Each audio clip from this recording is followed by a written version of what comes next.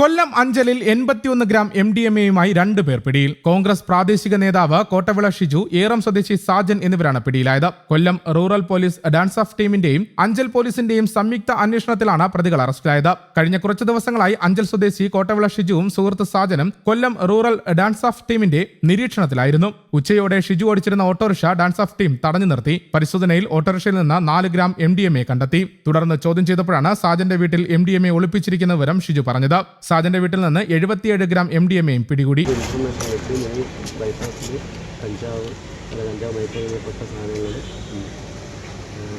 വിൽപ്പന നടത്തുന്നതായിട്ട് നാട്ടെ പോലീസ് വെച്ച് എൻ്റെ കൈവശം സെർച്ച് ചെയ്യാൻ വേണ്ടിയാണ് നമ്മൾ വന്നിരുന്നത്. അതിന് വേണ്ടി ഡെപ്യൂട്ടി ഓഫീസർ മജിസ്ട്രേറ്റിൻ്റെ സേവനം ആവശ്യപ്പെടാം.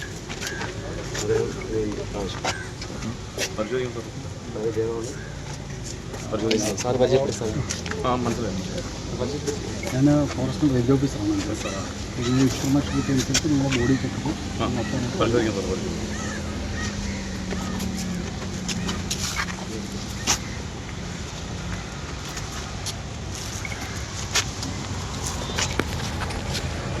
ഐലറ സ്വദേശിയായ പ്രദീപ് ബാംഗ്ലൂരിൽ നിന്നാണ് MDMA എത്തിക്കുന്നതെന്ന് പ്രതികൾ പോലീസിന് മൊഴി നൽകി. കഴിഞ്ഞ ദിവസം പ്രദീപ് എത്തിച്ച 100 ഗ്രാം MDMA-യിൽ 19 ഗ്രാം ഇരുവരും ചേർന്ന് വിറ്റു. ബാക്കിയുള്ളവ വിൽക്കാൻ ശ്രമിക്കുന്നതിനിടയിലാണ് പിടിയിലായത്. പ്രാദേശിക വിപണിയിൽ 3 ലക്ഷത്തോളം രൂപ വില വരുന്ന MDMA-യാണ് പിടികൂടിയതെന്ന് പോലീസ് പറഞ്ഞു. യൂത്ത് കോൺഗ്രസ് INTUC സംഘടനകളുടെ ഭാരവാഹിയായിരുന്നു ഷിജു. എന്നാൽ ഇയാൾ നിലവിൽ ചുമതലയില്ലെന്നാണ് കോൺഗ്രസ് നേതൃത്വത്തിന്റെ വിശദീകരണം. ഒളിവിൽ പോയ പ്രദീപിനായി പോലീസ് അന്വേഷണം ഊർജിതമാക്കിയിട്ടുണ്ട്.